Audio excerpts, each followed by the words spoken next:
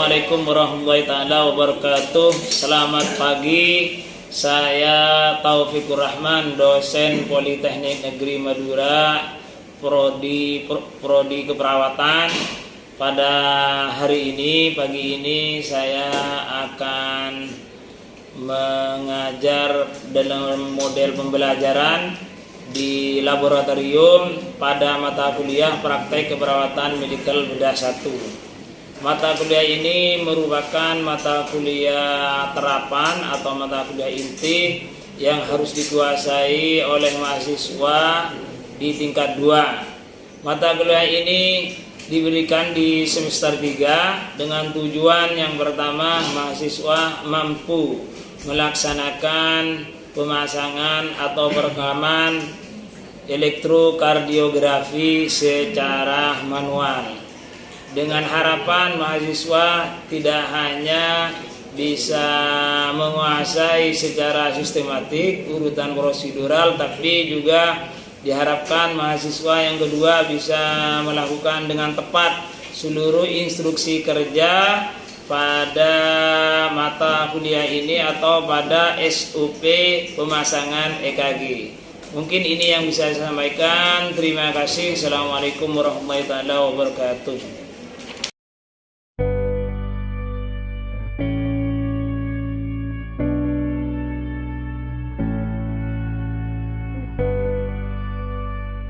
Assalamualaikum warahmatullahi taala wabarakatuh. Waalaikumsalam warahmatullahi wabarakatuh. Selamat pagi.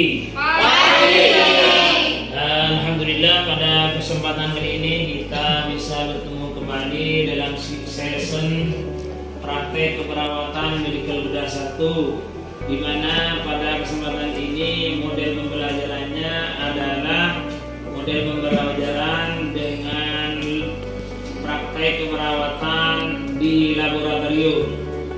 Nanti pada saat proses pembelajaran akan menggunakan metode demonstrasi yang pertama.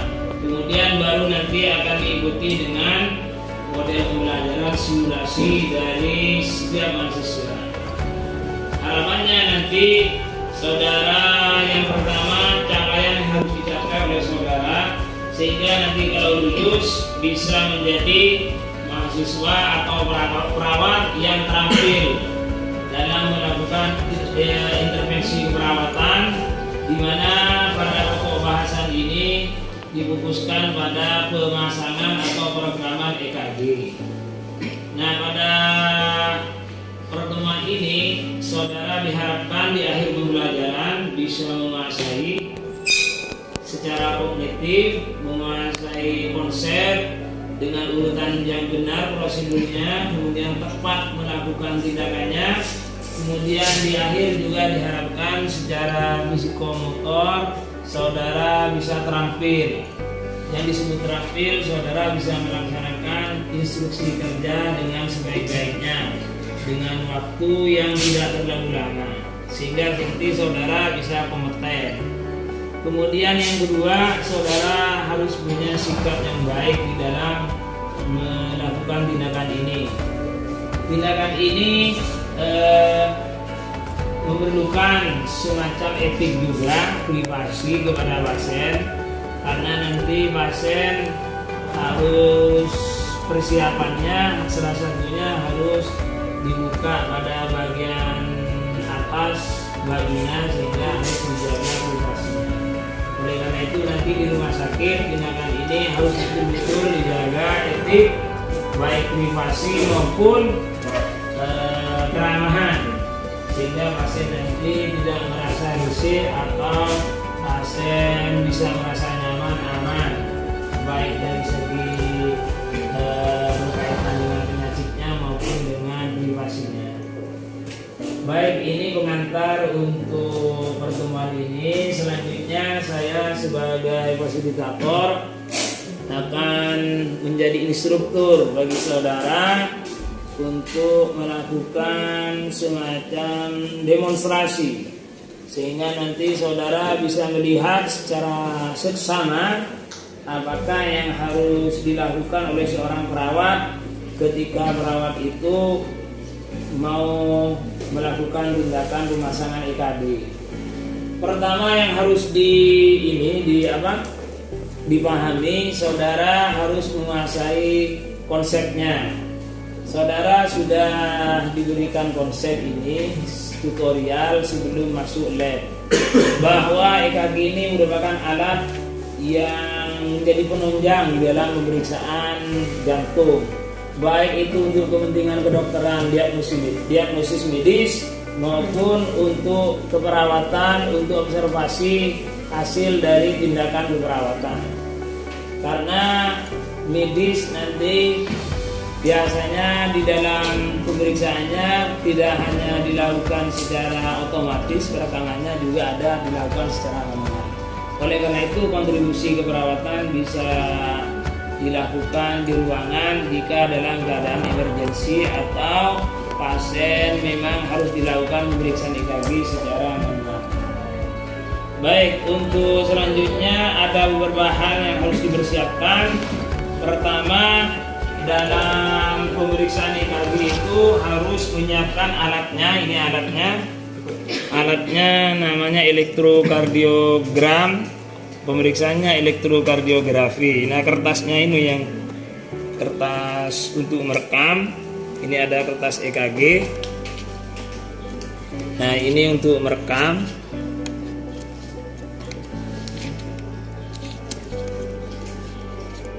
Nah, ini untuk merekam nih. Nanti berubah kotak-kotak. Kemudian ini ada elektrode dada.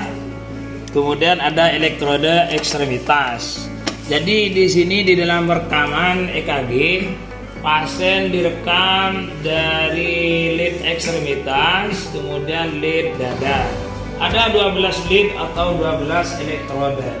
Sehingga di akhir nanti akan didapatkan 12 rekaman, 12 macam gelombang, yang semuanya tujuannya merekam jantung itu dari segala posisi, baik itu posisi anterior, inferior, lateral, posterior, sehingga kelainan dari jantung itu betul-betul diketahui. Nah, yang perlu diperhatikan bahwa dari pemeriksaan EKG itu nanti bisa diketahui, pertama, apakah pasien ini punya penyakit jantung koroner, punya penyakit jantung karena gangguan aritmia, gangguan konduksi, itu bisa diketahui dari rekaman EKG.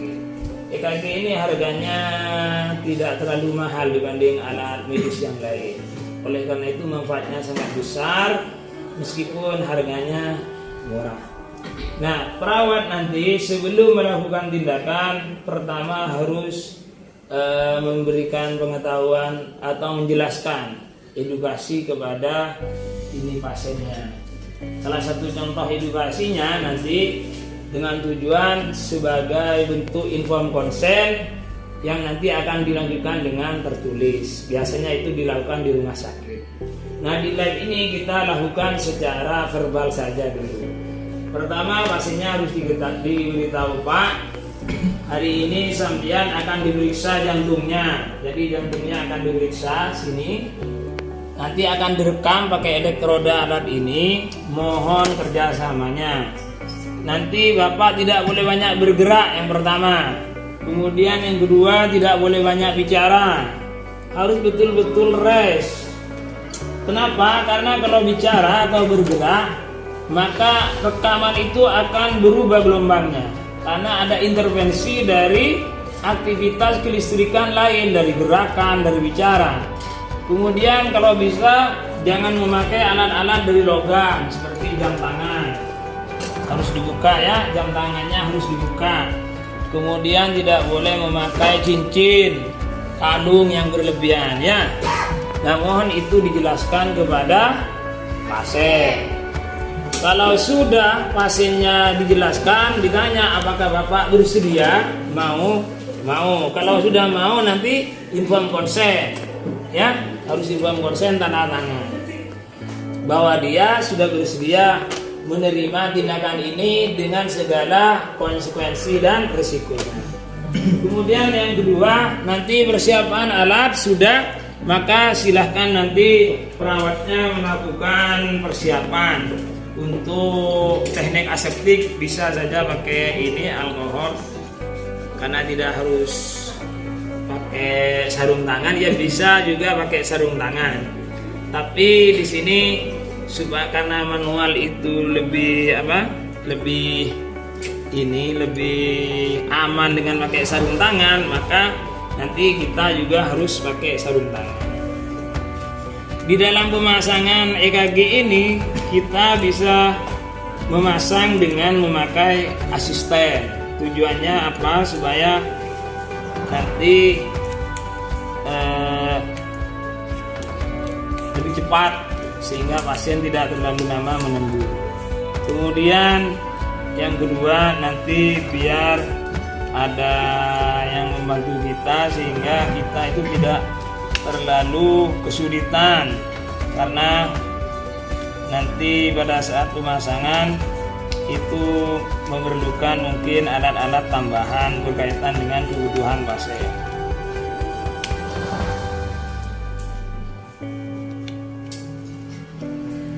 Kemudian nanti jika sudah terpasang, mohon nanti diperhatikan jangan sampai pasien itu banyak bergerak. Nah, lid ini harus dipasang dengan pakai jeli. Nah, ini jelinya. Ya, dipasangi di dadanya itu pakai jeli.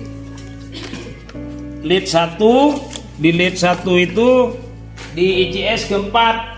Nah, ICS keempat linea sternalis, ICS keempat. Nah, ini dibuka. Permisi Pak, ini mau dipasang. Jadi dihitung dari sini 1, 2, 3, 4. Jadi dipasang di sini EKG-nya. Lead 1 ini, lead dada 1. Pas lead 2 di sini sejajar V2. Pas lead 3 terus di bawahnya. Mid clavicula ini biasanya lead 4, jadi lead 3 di sini. Pas lead mid clavicula axilla di sini lead 5, pas lead 6. Jadi dipasang ya. Kemudian ini dipasang lead dada.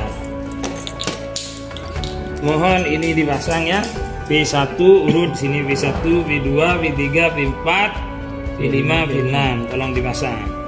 Kemudian kalau sudah dipasang, lid dada, baru dipasang lid ekstremitas. Lid ekstremitas itu dipasang dengan menggunakan tempat itu disesuaikan dengan warna merah, kuning, hijau, hitam. Tangan kanan ini harus warnanya yang dipakai adalah warna merah. Jadi di sini. Nah, tangan kanan. Kemudian nanti tapi dipasang jeli dulu nanti. Kemudian merah, kuning tangan kiri. Nah, ini tangan kiri pasang Mas. Tangan kiri. Nah. Kemudian tangan kaki kiri. Nah, itu hijau. Kemudian kaki kanan itu berwarna hitam. Nah, sesudah itu baru kita melakukan persiapan kalibrasi dulu. Jadi dihidupkan kalibrasinya. Dihidupkan dulu. Kemudian dikalibrasi di sini, kalibrasi. Nah, sesudah itu baru dilakukan perekaman EKG dari V1, dari lead 1, lead 2, lead 3, AVF, AVR, AVL, kemudian V1 sampai V6.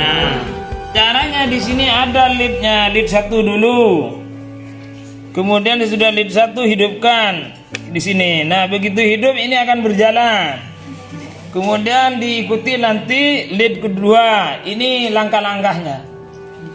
Kemudian dihidupkan 3 gelombang mati. matikan lagi, kemudian dirubah lagi ke lead 3. Dari lead 3 gelombang, kemudian AVR, kemudian AVR, AVF sampai V6 selesai, sehingga nanti akan didapatkan 12 lead. Nah, kalau sudah didapatkan 12 lead, minimal 1 lead itu 3 gelombang. Nah, baru kita itu melakukan ini ekstraksi. Jadi dikeluarkan hasilnya ini dikeluarkan, kemudian dikasih nama. Di sini dikasih nama Tuan A, dikasih nama, kemudian dikasih ini tanggal berapa diperiksa, jam, kemudian umur juga jangan lupa. Nah, baru hasil perekaman ini dilipat, kemudian disimpan, kemudian nanti diberikan kepada yang memerlukan, seperti dokter dan perawat yang melakukan evaluasi perkembangan atau evaluasi pemeriksaan. Kemudian sesudah itu baru pemeriksaan EKG ini dikatakan selesai. Kalau sudah selesai, mohon nanti ini alat-alat ini dibuka, dilepas, beritahu pasiennya, Pak, ini pemeriksaan sudah selesai. Mohon Bapak nanti kalau dipasang lagi bersedia, karena ini tidak hanya dilakukan 1 kali. Untuk pemeriksaan awal, bisa juga untuk evaluasi nanti. Terima kasih Bapak atas kerjasamanya.